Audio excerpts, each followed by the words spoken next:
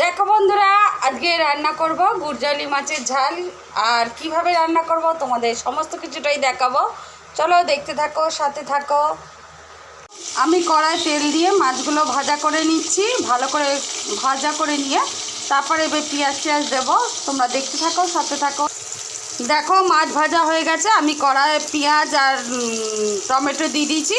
এবার আমি রসুনটাও দিয়ে দেবো। মাছটা এই পেঁয়াজটা একটু ভাজা হয়ে গেলে দেখো রসুন বাটা দিয়ে দিয়েছি। এবার রসুন বাটাটাকে ভালো করে এর সঙ্গে ভেজে নেবো, মশলাটার সঙ্গে, এই পেঁয়াজ আর টমেটোর সঙ্গে।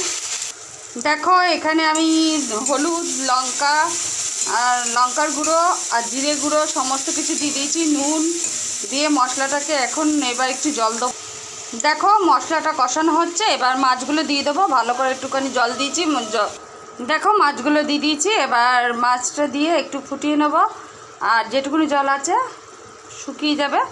আর কেমন লাগলো কমেন্টের মাধ্যমে জানিও, আর একটা করে লাইক করে দিও সবাই। চলো হয়ে যাক, তারপর দেখাচ্ছি। দেখো বন্ধুরা, আমার গুরজালি মাছের ঝাল একদম রেডি। কেমন হয়েছে কমেন্টের মাধ্যমে অবশ্যই জানিও। আবার আসবো অন্য একটি রেসিপি নিয়ে। টাটা।